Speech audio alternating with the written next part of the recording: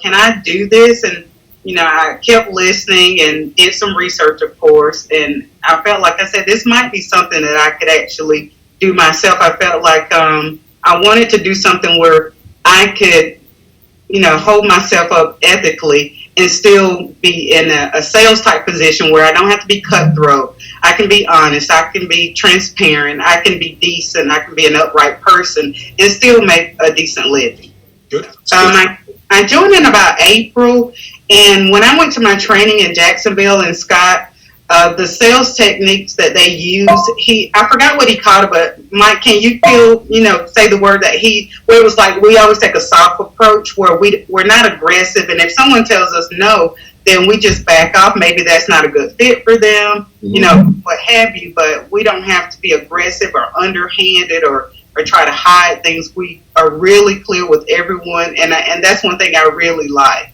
Yeah, and Mona, I mean, what you said right there really just kind of hits the nail on the head. That is our company culture, and that's the type of individuals you encapsulate, the exact type of person that we're looking to go into business with. And we're a for-profit business, and obviously you're in this for-profit as well, but one of the things that I love most about our business model, and it sounds like you really gravitated towards that as well, is just doing right by people. We can put these deals together, we can make money, but everyone's walking away from all sides of that transaction. And obviously there's some exceptions, but in most cases, with a smile on their face, they're happy about it. It's a win-win-win scenario, and that transparency, that full disclosure, that honesty, the integrity, those are words that we don't take lightly.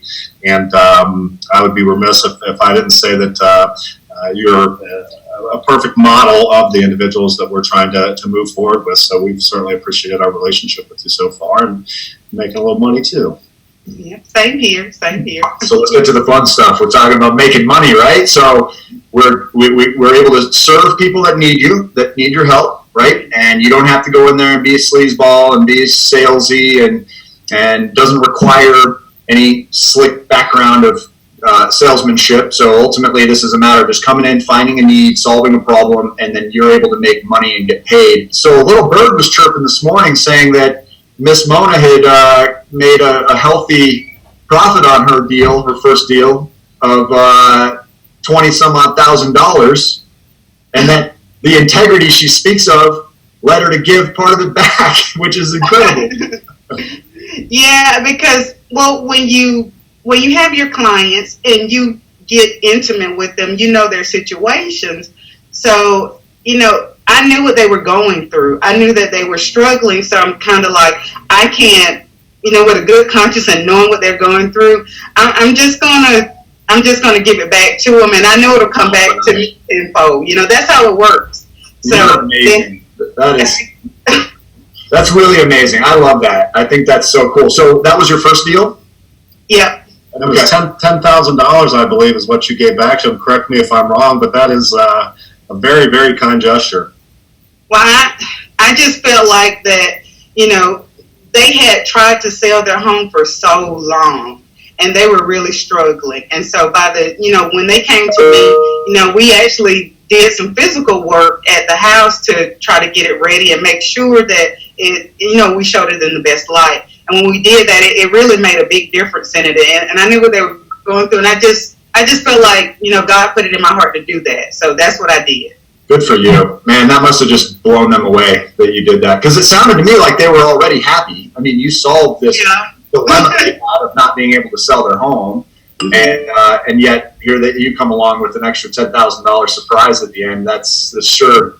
I'm just so blessed to have you back here on the channel to tell everybody about that. And so let's talk about your experience then. So you find out about pink houses, and you're obviously watching the videos, you're doing your own research, you're vetting it, you're making sure it's a fit for you. There's a discovery call that happens with Michael and his team to say, here are answers to questions that might still be on your mind, and here are the types of people that do the best with this, and here's the type of commitment that you would have to put in to get results. And you say, hey, this makes sense for me. That was back in April, so that's what, 4 months or so ago at this point, right? And it was a pretty, I'm sure, scary decision at the time to make, right? To make the investment into a business like this. And tell me a little bit about what that obstacle felt like for you. I mean, was it easy for you to get through that, or was it nerve-wracking, and did you have to sit on it for some time before you dove in? I sat on it a little bit, and when I talked to Mike, he didn't push me. He was just like, he gave it to me straightforward, and then he was like, hey, call me when you're ready, and they, of course, gave me people I could talk to, because what I was looking for, okay, I wanted to talk to some people who were like me, that were, single moms that were doing it, and that they gave me referrals of ladies like myself. And so I talked to them because they would understand the challenges I would potentially face, or my concerns, because if you're a single mom and everything rides on you, you want to make sure you get into something that you feel you can actually accomplish. And so I did talk to the referrals, and they told me their experiences, and no one ever leads you to believe like it's some kind of get rich quick type thing. You right. actually, everybody says it's hard. You have to work. You need Fort Myers hours. Follow the process, right? And did you find it to be fairly difficult? I imagine you had a day job, right? Are you working somewhere else also, or? No, this is my job. Full time. Okay, great. So single mother. How many hours are you on average putting in at this point? Well, I put in more than 40 hours, because this is my full, time job. So I'm constantly doing things, or marketing, or trying to put myself out there, or going to chamber events, or just building relationships. So I'm always trying to do something to better my business and to get myself more known in this area, because where I'm located, Little Pink's name was prevalent. And we have a large rural community where I am and surrounding me.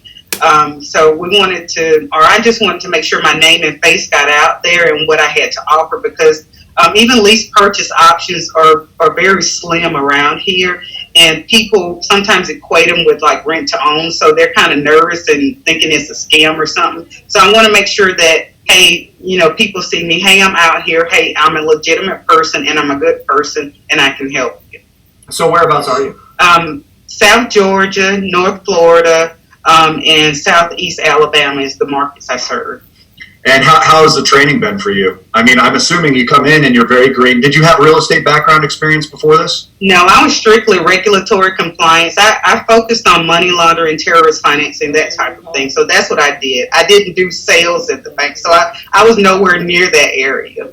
So this was very, very new for you. I'm assuming you had some trepidation regarding being so new in the real estate world, right? But that obviously hasn't held you back. So the training is I would have to jump to the conclusion or the assumption that it's adequate to get you going to where you need to be. Yeah, definitely. We went to the training in Jacksonville, but what they do is they pair you with a coach. And my Coach Rob, he's excellent, because he texts me, he calls me, and I talk to him every week, and I normally talk to him probably every other day, actually. He's always supporting me, giving me information, because he has been doing it for, I think, about 40-something years, hasn't he, Mike? Yes. He tells me information that he knows that I'm going to need going forward. And sometimes we talk things out, because, I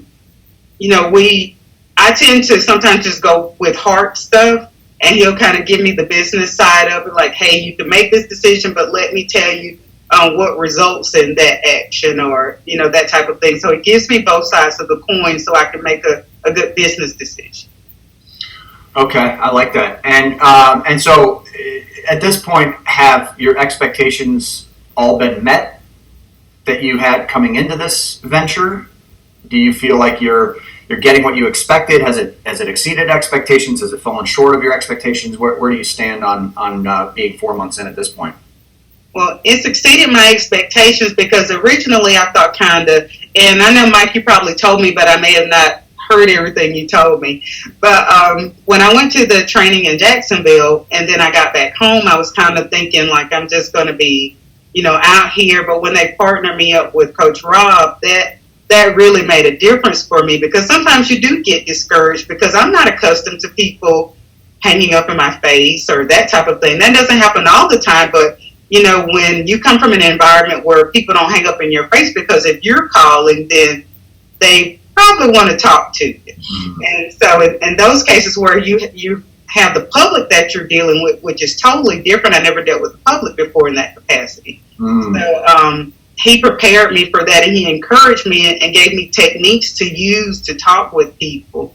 And that just helped me as far as, really separating the two, saying it's just some people that I can't help that I know need my help, but they just may not be accepting at the time, and they may still come back. So I have to make sure that I treat everyone decently, because I've had I've had someone before where they didn't want to do business with me, and they came back like months later and was talking to me. So you just never know, that rude person could be actually your client later on down the road. That's a really good point. Yeah.